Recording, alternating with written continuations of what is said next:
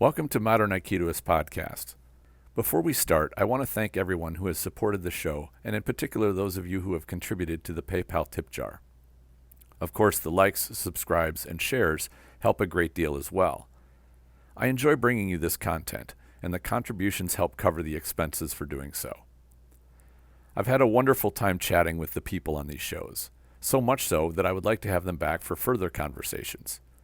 As you listen, if there are any questions or topics you would like to hear us discuss, please post up a note in the comments or send me them directly. I'll pick the best ones and we'll cover them in future episodes. Another way you can get more content is to join the Spirit Aikido online program.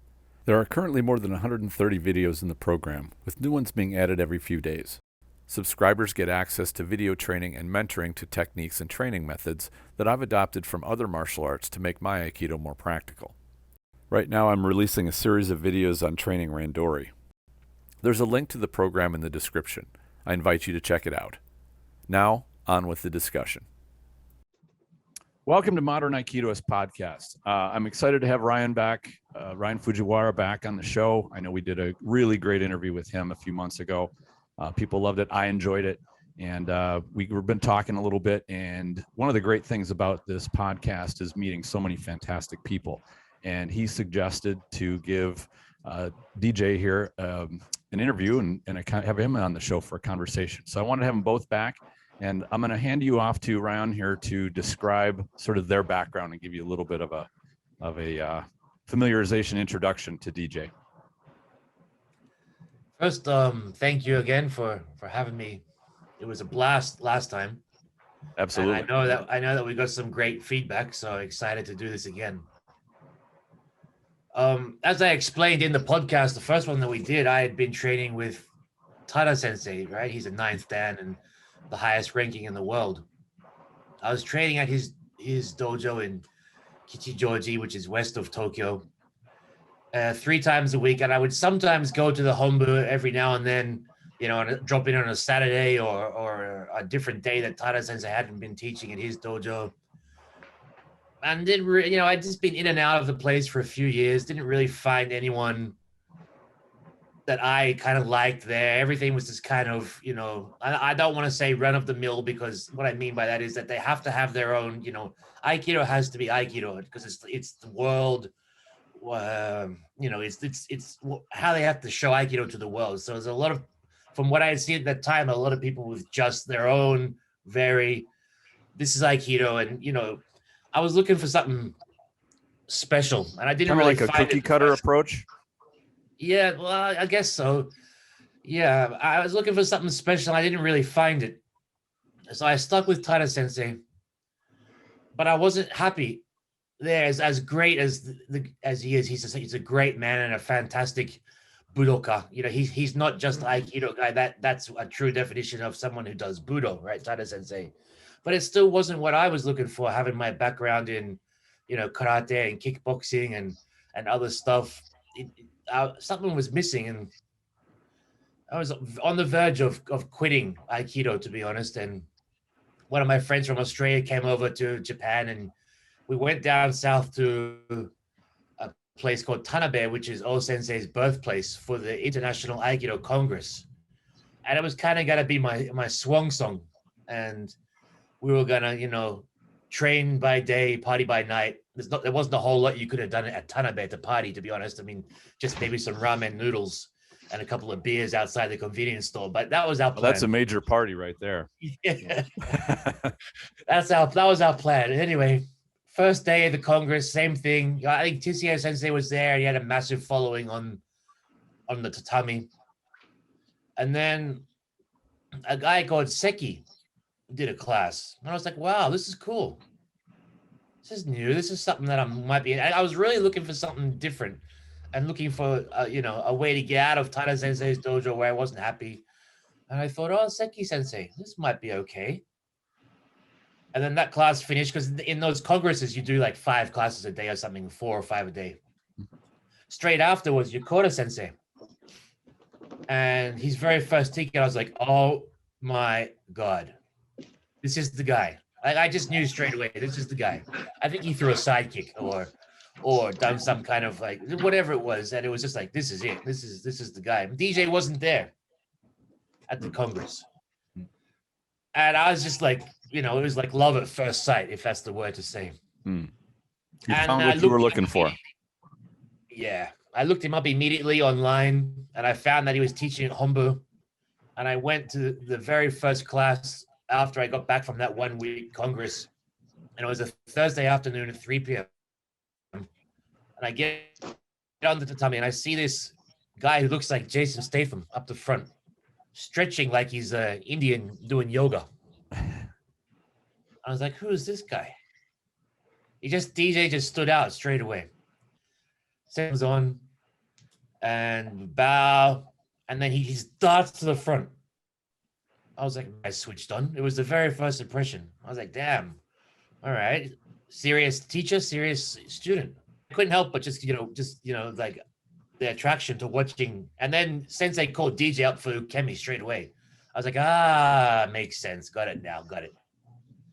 And then at the end of the class, like we didn't practice in that first class together, but at the end of the class, like kind of went up and, had some questions, and I'll never forget, we started talking about like trying to make Aikido more practical, my background, and then just kind of hit it off from there. And that was the first class after the Congress, and we've been like brothers really ever since. So what year was that? DJ.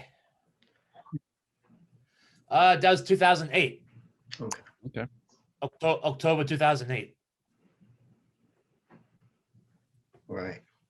I still remember that first meeting, and a lot of people, what really stuck out about Rionne is how serious he was, and how sincere. He really wanted to learn.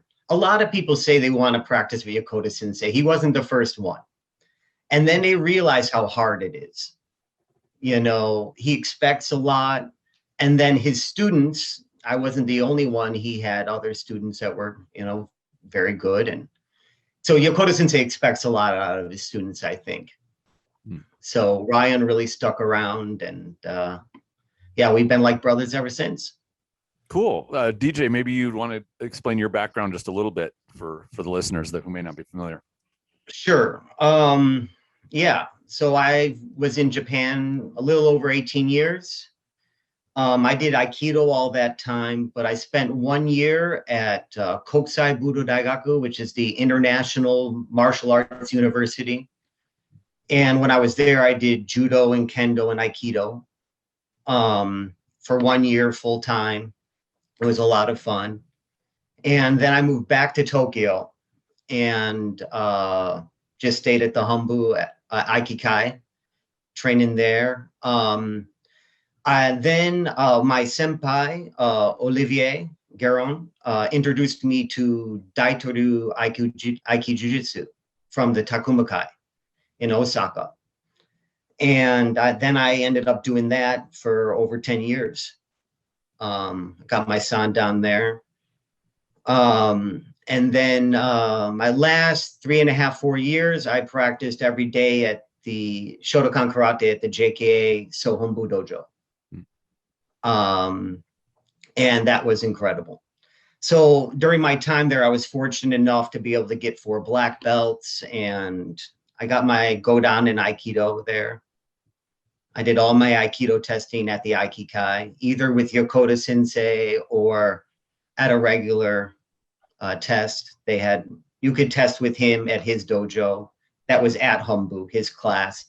Rionne eventually became a member of that class. It's kind of introduction only. Yeah. And like so society. Right. After years of, months, or even, it was a couple of years really, right? That you were coming to Yokota Sensei's class. Maybe, how long? Maybe about 8 months before you let me join. Really? That soon? Yeah. So he was on the express ticket. Yeah. So because I kept bugging you, like, please let me in. Yeah, I remember. So I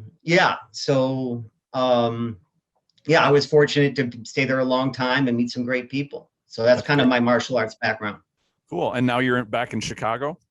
Right. Yeah, I'm back in Chicago. I got 3 kids, 3 sons, and I wanted them to learn English and see American lifestyle, not just Japan. So we moved to Chicago about almost 5 years ago. Very nice. Really cool. Yeah, well, the topic we wanted to dig into today, and this is just to let the listeners know, usually what I'll do when I have a new person to have a conversation with and we don't have any background is I'll have a little pre-interview where we chat a little bit, and I try to keep it pretty short because then when we have them on the show, the conversation is more natural and it's not just a recital of the conversation that we had. So we just kind of choose a topic, get a little familiar, and then go. When DJ and I chatted, I think we were on the phone for almost 2 hours. Like we just kept going and going and going. Yeah. And we covered so many great things. We really got on famously. But one thing that kept coming up within our conversation that we both thought would be a tremendous topic, which is training to the mental and spiritual stratas of martial arts, but having to go through the physical solidly. And I think that this resonates with a lot of martial artists because so many seem to try to get to that mental side, which whether it's strategy or mindset or philosophy, or even what they view as the higher strata, which is the spirituality part of making your martial art entirely you, down to your very spirit, but yet kind of taking a shortcut through the physical or omitting that part. So what have you noticed, and maybe we'll start with Rionne on this one, about that physical part being the foundation of the mental and the spiritual aspects of martial art training? Well, let me give you an example from pro wrestling, because that was probably the hardest training I've ever done in my life. But those guys, who, don't forget, they're doing Japanese style training, so it's the same across the board, whether it's judo, kendo, not so much aikido, unfortunately. I have to say judo, kendo, karate, all these kind of Japanese traditional martial arts. Doesn't matter, it's a Japanese way of doing it, which is they do it until you can barely walk anymore. So in the pro wrestling, they would absolutely just destroy me, right? There were times where I'd get off the mats and puke. And their reasoning was that when you're in a match and you don't know if you can go anymore, you have to be able to dig deep down and pull out wherever it is from that part inside you that you need to get to be able to finish the match, because you got sometimes thousands of people watching you, right? And if you're not able to finish, or if you're not able to do what's required, like you're not a professional athlete. So that was all down to being in the toughest of toughest situations, having that drilled into you in training to make you mentally stronger, so that when you get to the real thing, which in our case wouldn't be, I don't know, like maybe a fight or some kind of violent confrontation, that you don't freeze up and go, oh, okay, what do I do here? And I haven't come across that in Aikido, to be honest, because I think in Aikido, we only train in our comfort zones. And that's one of the things we can get onto maybe later on, is getting out of that comfort zone. But I can tell you from the pro wrestling training and the kickboxing training as well, there is no comfort zones. That's true. That's very true. Yeah, I gotta agree. I think what Rionne was hitting on is like when I was at Budo, when you would run with the judo team, we would do sprints, and 4 men would run on six men would run on a track at the same time. And the bottom 2 would have to run laps if you lost. And it was always that way. It was like this attrition was a very important, that competition. And so after that 3rd or 4th time, next group would go, you would still be winded when they called you up again. And by the end of it, I've seen guys puke, pass out. And, they have, that's called hashirikomi, right? And I'm sure Ryan's familiar, or baseball, and nagikomi, which is to throw till you can't do it anymore, to exhaustion. And this is a very martial idea. So Also a very You know, Japanese idea. it is. But when we're talking about, Japanese Budo, for better or for worse, has become kind of the yardstick, right? The belts, the rank system, the terminology. So it's kind of, because it's complexity and it's uniformity, it's kind of become the gold standard, in my opinion, right? And but you can't forget, like, the reason what makes martial arts different from other spiritual pursuits or other intellectual pursuits is the physicality. And that physicality makes the base, right? You can think about it like a pyramid, and right. And so that base is physicality.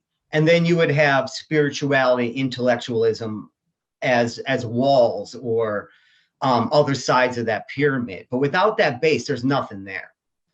And that's what we do. And Aikido is the only martial art that I think, maybe Tai Chi, or Kung Fu, where people get lost in history and philosophy beyond, practicality. And even Karate, painstaking form, like studying form to the point of minutia, where applicability is not a factor. Well, yeah, I mean, I don't even think it's just that. I think that studying the form is fine, but form of what, right? People forget the very essence of what we're doing. Like Aikido is kata geiko. Kata, right? It's kata practice. And so, but kata of what? Kata of a fight. It's not kata of a dance. It's not, kata of two people sitting around. It's kata of a fight. And so you have to understand. So if you're getting into minutia, it should have some relevance. Karate has minutia. Judo, jujitsu has minutia. And Aikido has super, komakai details, super small details. And it's okay to go there, but you shouldn't get lost in a forest through the trees, right? You're studying this micro piece and you forget, you're going to catch one to the face, And so a lot of Aikido people, in my opinion, are half clever, which means they're half stupid. And so they'll hang on to you or give you trouble without realizing how open they are, or their stance is dangerous or weak. So that's why it's important to check yourself with some really basic stuff. Mm-hmm. Back when I was competing, I'd have a lot of young new people come in and say, you're experienced, you're really skilled, you're smooth. I want to get that. And I say, well, yes, you can get that, but I'll tell you, when you start, you're going to be rough, you're going to be clumsy. It's going to take a lot of hard work. And I would see in many people, they say, well, how about, can't you just kind of give me a shortcut there? Like, can't you teach me? They'd put it in terms that anybody would agree with, like, can't you teach me or can't you show me? And, when I would study, when I look around at things like motivational speakers and they talk about the number of people that will come to somebody and say, I want to make $1 million. Okay. And the motivational speaker usually say, do you want to have $1 million or do you want to do the work that it takes to become a millionaire? And everybody will say, I want the million. Not many of them, 1 in 100 maybe, or 1,000 even, will say, I'm ready to do the work that it takes to make that million. And I think within martial arts, we see a lot of the same thing, which is the sweat and the grueling part. And of course, you can train and make yourself sweaty and not actually learn the art. Just being physical is not going to do it for you. But I think also dressing up in a nice outfit and going into a place that looks really formal and whatnot is not enough either. There has to be that dedicated physical study with a goal of, this has to work for me. And if there's one thing about the Aikido world, I think that is a little different than a lot of martial arts that I've run into, is the bottom line, did this work? And that yardstick seems to have been kind of removed from consideration with a lot of Aikido practitioners.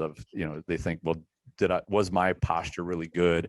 Did this look cool? Do I feel good about how it went? As opposed to, will this function if I'm really tested on it?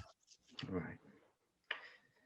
I remember asking a guy at Homebrew once, And he said to me, he didn't answer my question. I can't remember what the question was, but I remember his answer.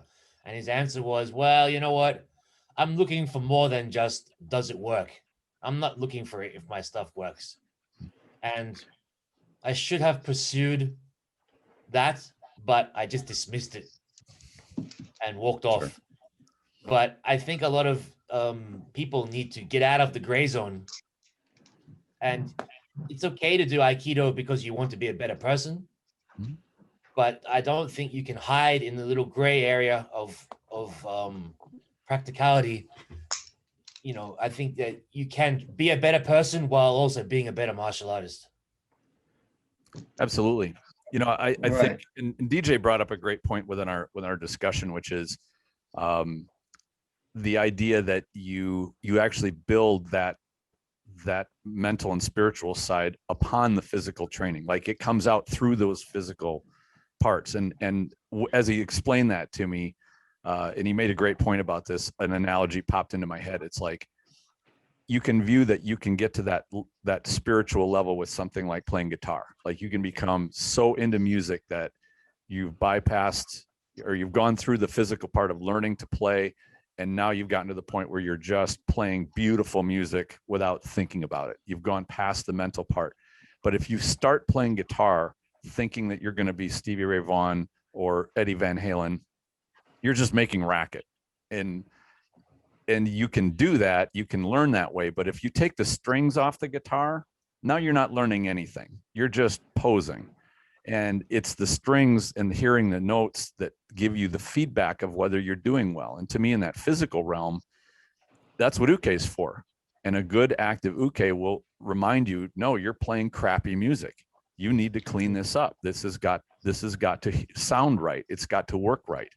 And that's where I'm often disappointed in seeing, and I've run across this quite a few times, especially when I visit dojos or whatnot in the past, and even seminars, where Nage will start scorning and scolding uke for not playing along, or for not being fun enough for them to play with. Essentially being like, be a beginner uke for me, or pretend like I'm a beginner so you can make my technique look good, sort of a deal. Right.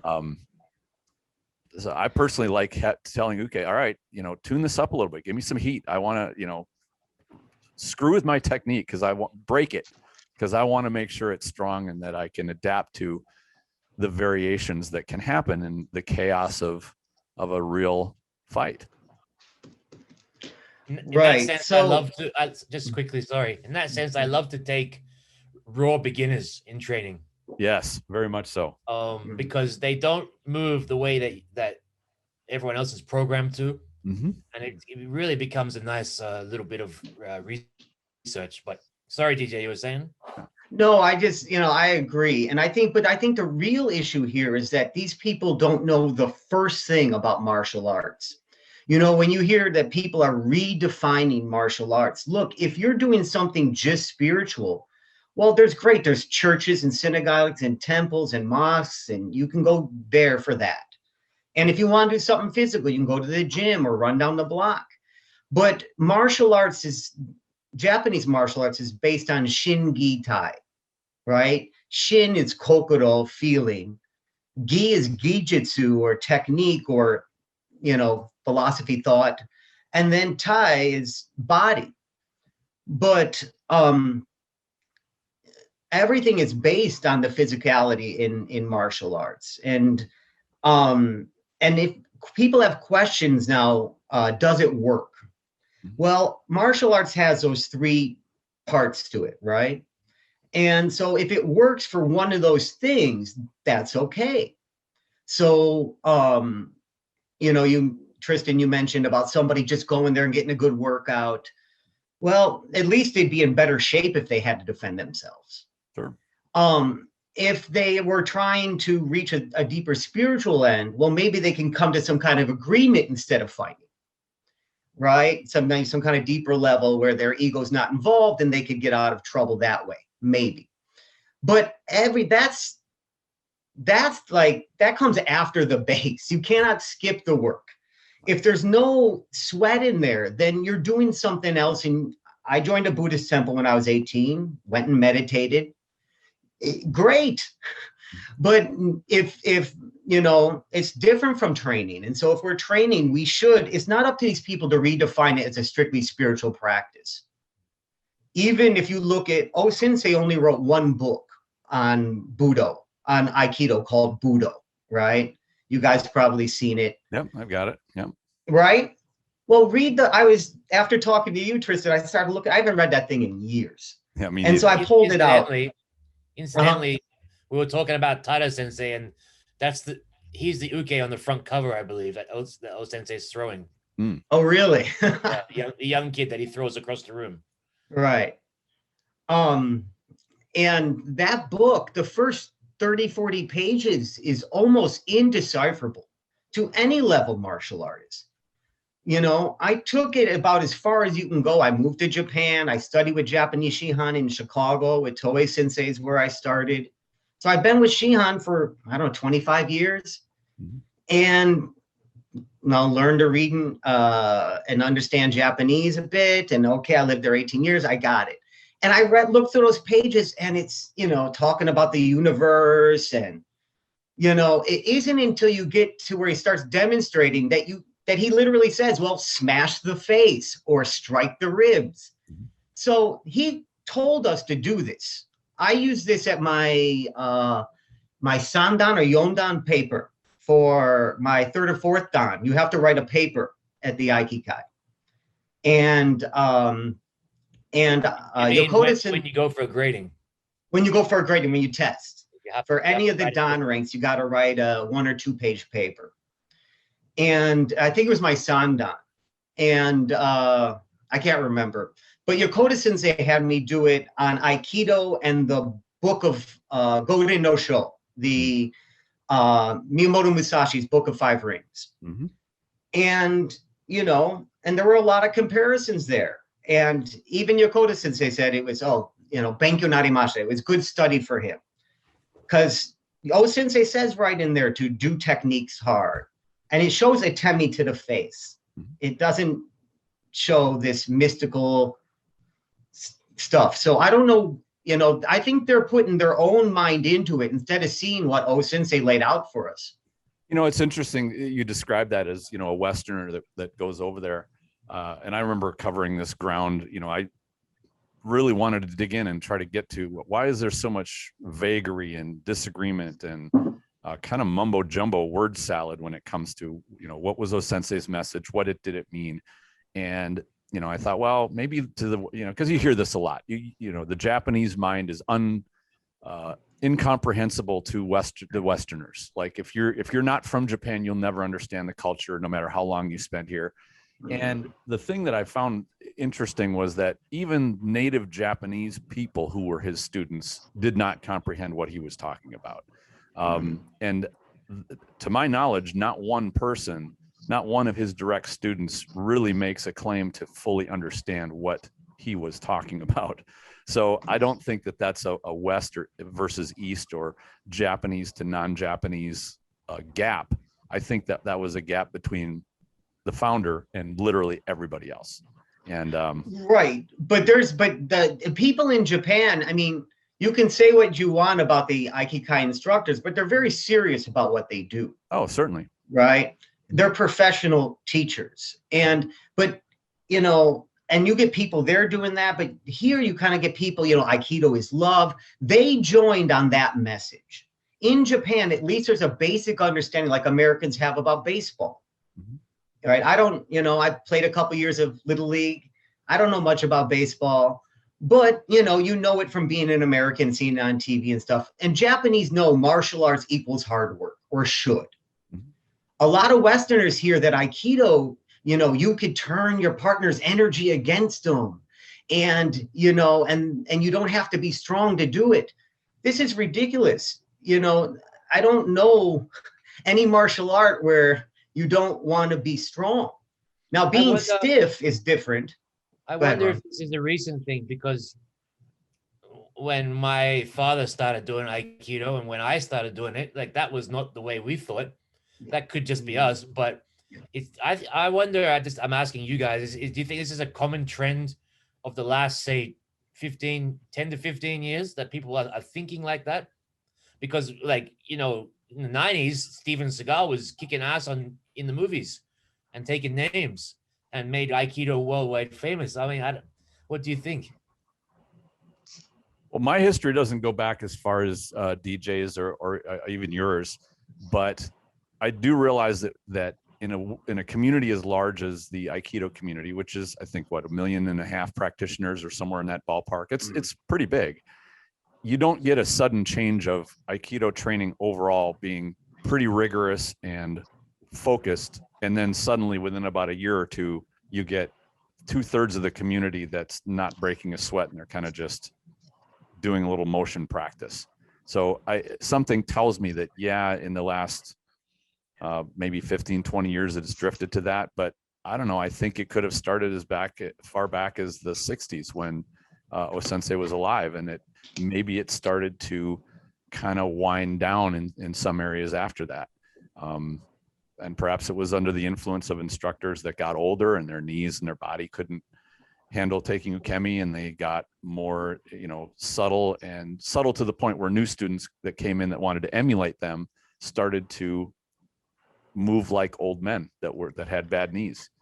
Right. I mean, it could be something that simple, and a couple of generations. And what would an Aikido generation be? Maybe 5-6 years, when you have a new somebody comes in new and gets to black belt or somewhere in that ballpark.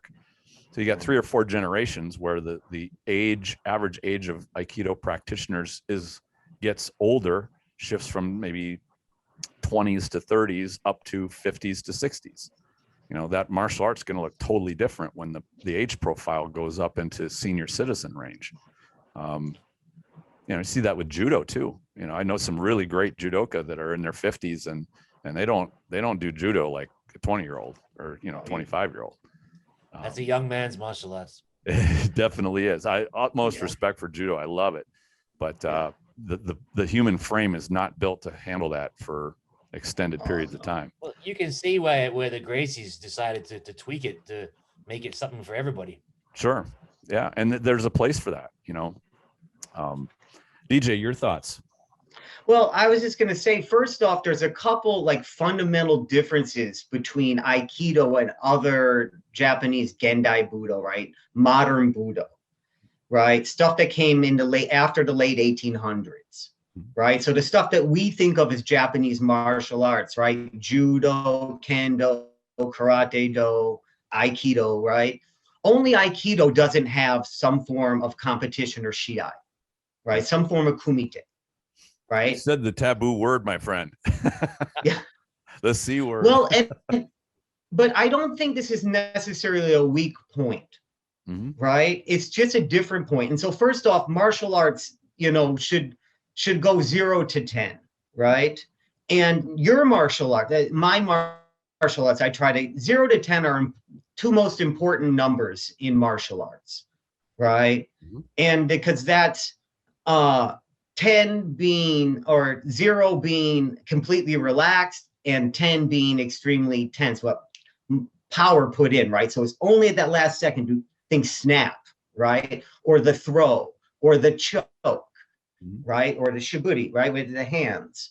So, right? And so understanding those numbers. So your martial arts, and so if you think of like yoga at a 0, Tai Chi, and then Aikido coming up around, 3 or 4, right? And then going in there boxing and jujitsu or, full contact karate, whatever, right down to 10 being a street fight. So these numbers, understanding these extremes is important. But not having competition allows certain people, older people, a chance to practice at a different level. And I think that's fine. But what you can't do is skip the martial arts part of martial arts, right? Aikido is still a martial art within that martial arts world. And it follows the same rules of hard work, of sincerity. And you can't just, babble on about spirituality. You have to, do something. And Aikido, you can hide. That's one of the differences. Kendo, you can't hide. Judo, karate, you can't hide. Because even if you're doing Kihon, you can see who stinks, Yes. If you see people's karate kihon, you see right away. I'm sure you can see it, right? Yeah. Oh man. Okay. I don't care how many kumite or whatever you think you're winning. You don't know what you're doing. You can kihon is the start, and Aikido kihon is in the waza, and so people hide it, and people don't know what Aikido kihon. Karate kihon is clear as day. Yeah, you can read that body language, and I mean that's having competed for almost 30 years. You know, you can tell the way somebody holds themselves, the way they use their eyes, the way that they control space, which is, I mean, it's really just a kind of ultimate body language thing of whether they have that martial spirit or not. And I'm not talking martial spirit of just being a thug or just being a ruffian. Right. I'm talking about true level of control. Right. Yeah, I'm talking even, you know, Aikido, people can, their feet can be in the wrong place. I mean, it can literally be all wrong. Sure. And you'll see somebody do this incredible flip. Or, you know, you're like, holy cow, how did that happen? Well, it was the ukebi. It sure wasn't the nage. Right. You know, since our discussion last week, I wanted to think of an example of going through the physical and how it affects the mental and even the spiritual. And that is, imagine you train, and you can pick the martial art. It can be Aikido or anything, but you get to that point and you physically train and you build a certain level of true confidence that you know what you can handle in terms of physically. Somebody who's attacking you, somebody that's shoving you, trying to manhandle you and dominate you physically, using whatever tools that they want to use. When you I don't want to say complete, because you never complete that layer, but when you dwell in that layer long enough and you really get a handle of, I know what I can handle. And granted, there's always the surprise of you run across somebody, you underestimate what they're about. But when you really know yourself, this is where I connect it to Sun Tzu, and you really know yourself, you have half of that equation. And that is when you get to a confrontation where you understand that you've got a high level of capability. And now let's put a real world situation to it where you're suddenly confronted by somebody who's agitated. They're angry and they're focusing it on you. And it starts to go physical, and we'll pause it right at that moment.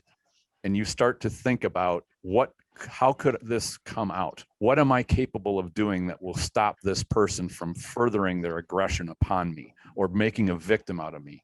And when you say I'm capable, you now you're in the mental area where you're thinking, what should I do? Do I need to just run away? Am I capable of anything? If you never go through that physical layer and you don't have that understanding of what you truly are capable of, you really only have two options. One is run away, and two is basically submit or get your ass kicked. That's all you have. Okay. And so, but when you build that physical competence, you at least see that there's another possibility in there. And that is that you can put an end to this right away, or at least intervene with it. Now, as you start to think through, well, okay, what are different possibilities of this? Whether this is perhaps saving an innocent person from being victimized, or maybe even saving yourself from being victimized.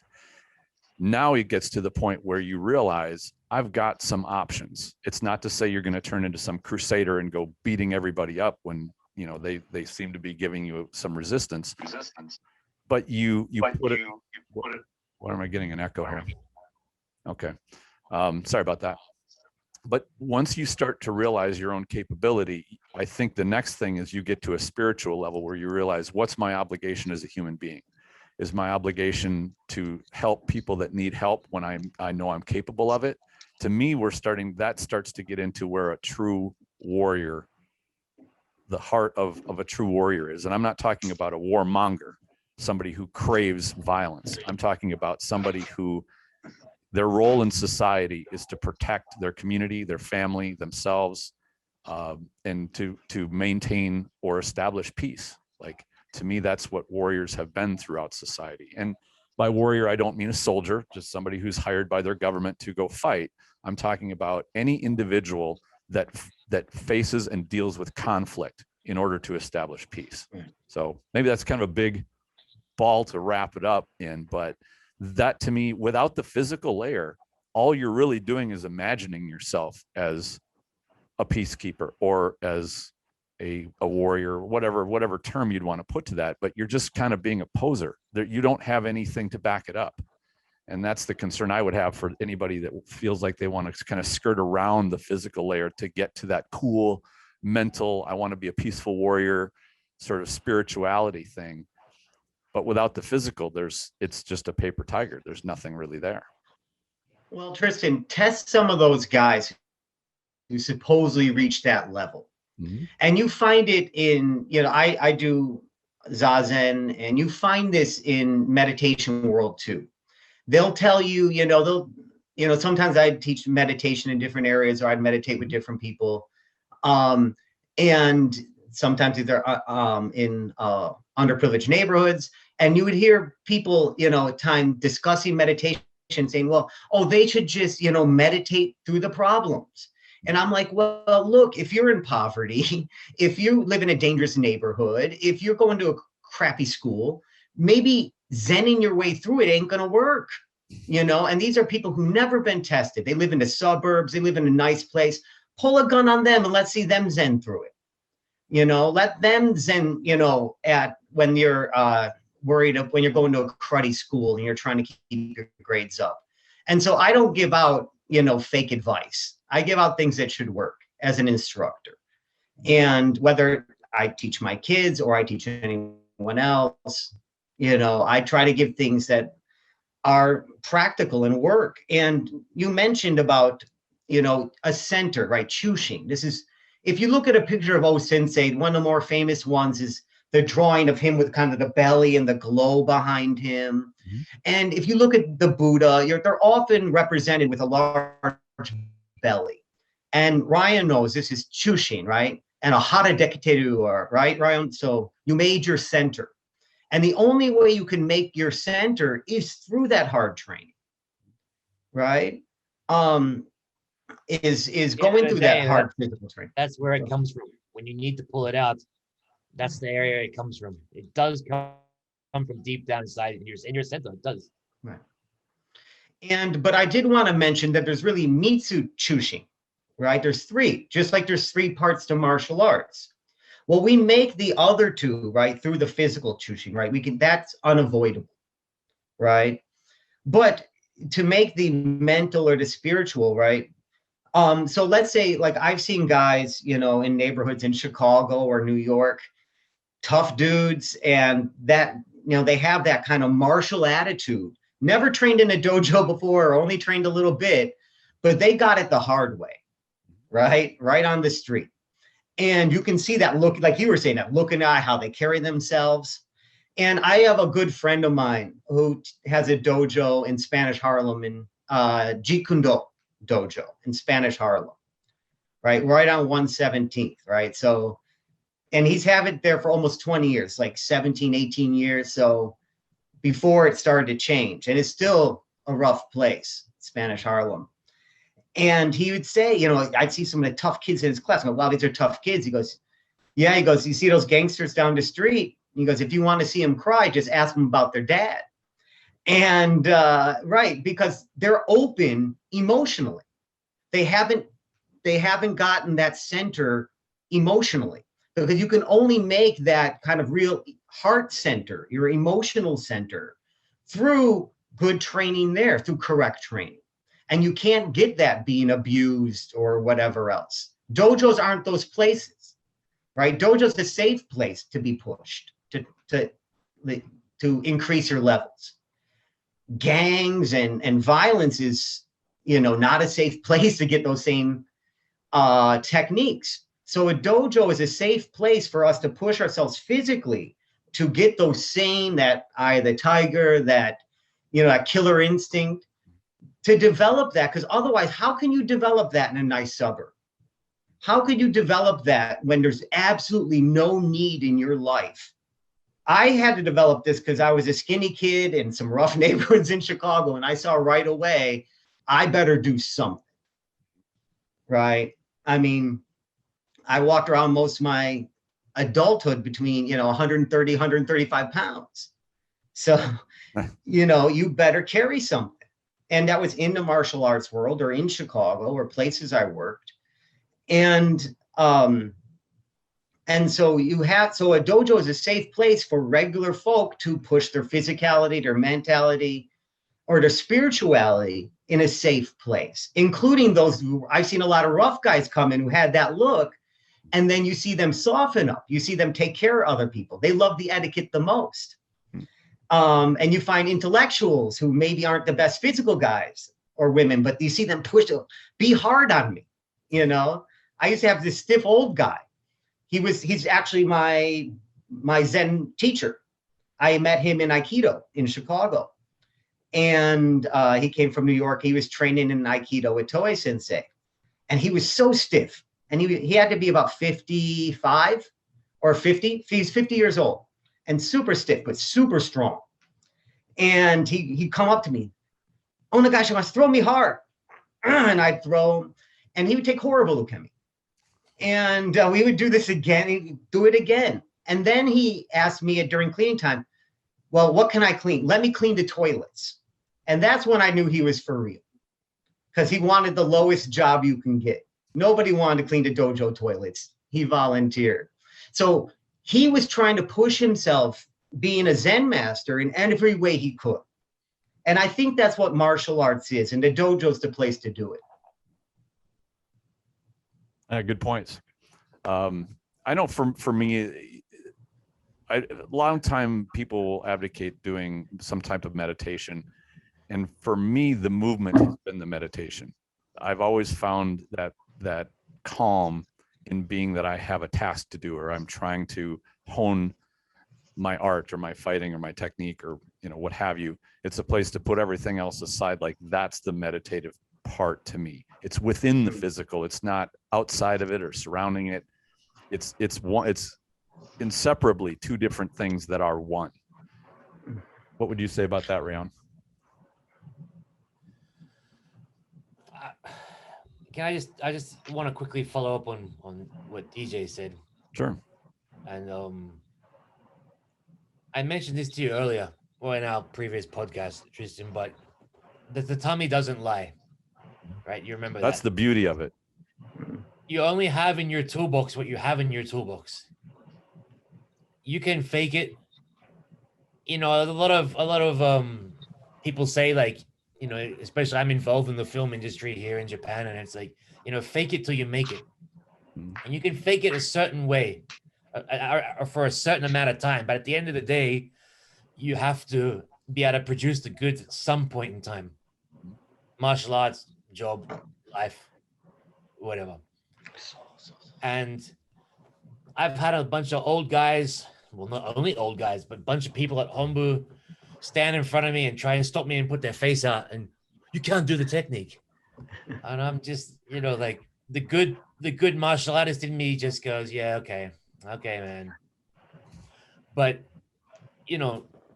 going back to my pro wrestling training, the absolute greatest thing that has ever happened in my life is being pushed to breaking limit, being pushed to the point where you think you cannot go anymore. And then you go more, and you're like, wow, I did it. And it's the single most incredible feeling as a human being, that you can, oh my God, I did it. And that you don't have to be a hardcore professional athlete to get to that level. Your own level of where your breaking point is different for everybody. For some of these older ladies who do Aikido, obviously we don't expect that, or from the older men, but we expect a little bit more. Do it to your best of your ability, and then try and do it just a little bit more and see how you go. And I still come across so many people in my Aikido training who are not willing to go that extra step. And this is something that is a massive pet hate of mine, I guess this is the best word to say, is we need to get out of our comfort zones and really try to develop ourselves physically better. Because I think the mentality will come after you have pushed yourself just a little bit more than you're comfortable with. It does, and when I competed, one of the things that I found to love was that discomfort. And DJ mentioned it earlier, staying out of the comfort zone. If you're in your comfort zone, you will not ever go to the next rung on the ladder. You'll just sit there and you'll either languish or you get worse, or at best, you'll hang at a plateau. But when you push yourself into that uncomfortable zone and to go a little bit past, and this is where I think people that are not exposed to this process of improving yourself often get scared of getting into that uncomfort zone or that discomfort zone. They're frightened. They don't want either the humiliation or the bruise to the ego or whatever. And it doesn't really matter whether it's just raw fear. That's exactly it. It doesn't matter which one it is. It's all of it's going to be counterproductive to your own development. And I don't really care for hearing the justifications of why somebody can't, or they don't want to, or they won't, or whatever.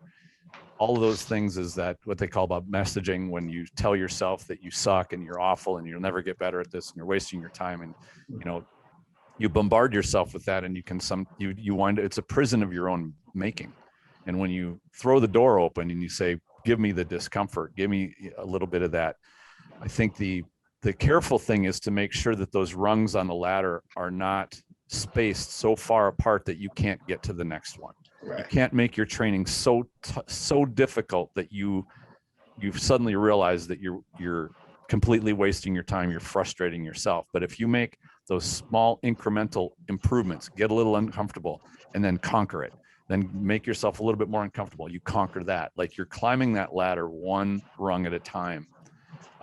And building yourself. And this is even just a language I would hope that more Aikido people would start to warm up to. And it's like, it's not about just engaging in competition. It's about challenging yourself to go beyond where your limits are, and putting yourself in that uncomfortable zone on purpose so that you can conquer it. And, you're conquering it for yourself so that, Masakatsu Agatsu, applies. That is exactly where it applies. But if you never try to conquer your own fears and demons and the things that are holding you back, you'll never advance. And coming up with excuses of why you never did it is just not acceptable. It's not going to. Well, it's not martial arts, and that's the main point I wanted to say. Is like definitionally, that expansion is necessary. Aikido does not live in its own world, right? It follows the same rules as anything else. Mm-hmm. And if you're practicing martial arts without any expansion, if you go to the gym, you got to put more weights on to get bigger. Mm-hmm. If you want to be a faster runner, you got to push yourself. And so Aikido fits squarely into all of that. It's not magic. And so if people are saying something else, well, then that becomes the realm of magic, and that's not what you should be doing in a dojo. Yep. Well, we got just a couple minutes left, so let's wrap up with some final thoughts. DJ, let's start with you. You have anything you want to conclude with? Well, no, I mean, I think it's been great. I just wanted to mention, though, is that, if people have questions like this, they should be able to ask their instructors, because I've seen people do it. But these are the same people who never asked a teacher, because every single shihan, every single sensei that I've met in Japan, in judo, karate, aikido, jiu-jitsu, all said the same thing. Now, some of them were older and frail. Some of them were young and strong, but they all gave me the same answers. Whether, you must work hard, you must push yourself, and you can push yourself in lots of different ways, but you got to push. Excellent point. Ryan? I said to you last time, I don't think Aikido has to change. I think the way of training has to change. When I was coming up doing karate, you'll block. And if your hips were an inch out, your sensei would come over and he'd move your hips. He'd put your hands and he'd move it this way. He'd fix your block. He'd fix your kick. He'd fix everything. And the only problem I have with the Aikido is that it's for lack of better expression, monkey see, monkey do. I just wish there was a little bit more learning. I know this is a traditional martial arts thing. We can get into that maybe on another podcast, but I somehow wish that there's a little bit more learning and a little less showing would be one way to get onto the road of this topic that we covered today. Absolutely. You know, I love that. I love what DJ mentioned about talking to your instructors. I think communication is the solution to so many problems. And whether it's an instructor or a dojo cho or somebody's in charge of their dojo, if students come in and remain silent and never express what they want from the art or what they're interested in, then there will be no real change or no real shift. And the teacher cannot cater to you. If you're the student and you're interested in this, take your instructor aside and privately say, hey, this is what I'm interested in. Worst case is they can say, well, I appreciate that, but that's not really what we're doing. And they've let you know, and you can find somebody who is interested in teaching you what you would like. But I think more often than not, instructors love hearing what their students are interested in and will stray class towards what you want to learn. And I think they talk about this in quantum theory, quantum mechanics, about there's no such thing as an observer who does not affect the universe around them. Because you're in a class, you're in that room, you will affect that group. And if it's your interest to study the martial aspects of Aikido and to build a strong part of that in you, you will start to affect the group that way. And it's just easier when you go to your instructor and just openly say, here's what I'm interested in. You know, there's nothing to be ashamed about. I know that the Japanese authority kind of method of you know, the hierarchical situation with organizations and dojos tends to be a little intimidating, and oftentimes students feel like, well, I'm just insignificant here. But I think it's important to communicate through that and let your instructors know what you're interested in. And that's I think where Aikido will start on to that change. point. Yeah. On that point, it was always, when I was coming up, it was like, well, I need to make myself significant, because I felt that. Yeah. Mm-hmm. And I couldn't wait to get up the ranks, but at the same time I knew, you know, you can't just go along for the free ride. Right. And this applies not only to the brand new student or the intermediate student, but the brown belt, black belt, the assistant instructor. You're one of the instructors in a group. If you feel like you want your Aikido to strengthen and you want to be part of that, get in a conversation with your dojo cho or you know, even the shihan of your organization if you run your own dojo. You know, have this conversation, because I do think that people are drawn to practical things. No one wants to study, you know, auto mechanic skills with a mechanic that doesn't know how to fix a car. They're going to go to somebody who does, and that's just a pure on, I think, a marketing issue that Aikido has. But well, cool. This has been a great conversation. I wish I could stick around longer, but I do need to go. But thank you very much, guys. Ryan, thank you for introducing me to DJ. We've had such a great conversation, not only tonight, but when we chatted on the phone earlier this week. So this hour has been like a flashback of the last 12 years of my life. Because I would get this kind of talk while we're training on and off the mats. Yep. Yeah, one of the reasons I love these podcasts is I can talk about stuff and spend time at it. When you're on the mats, you want to get physical, but you can't do both. One thing that I wanted to quickly mention before in the intro, and I forgot, was that when I first got to Yokota Sensei's class, I was one of those guys who could, you know, I could look, but I couldn't really see. I was watching Sensei's technique, but I couldn't really see what he was doing. I could look at him, but I couldn't see. And that's where like DJ came in as so important, because he was like my Yokota translator. And he's like, well, Sensei really means this. And when he's doing this, it also means this. This is the practical, this is the Aikido. So I was very fortunate to have DJ there to show me physically, mentally, everything. It's so important to have this relationship with a senpai. Nice. DJ, I'll give you the last word, my friend. Well, that's, Ryan just said it, and, and you too, Tristan, about asking people in those relationships. What makes martial arts special is that it's different ages. It's adults and kids. It's different. You have a white belt. You can have a non-dan on the mat, a seventh dan on the mat. And so, and everyone working together. And so it's adult continuing education. And why would you go to class and not ask a question? Why wouldn't you develop? So developing these relationships is part of martial arts, because you cannot do it alone. You need senpai, you need kohai, you need other people of your level, right? Dokyusei or dohai. You need those people. And so if I could say anything, is I would tell people, don't try to do it alone, right? Reach out, whether it's the internet or best is do it in person, because martial arts is still taught person to person.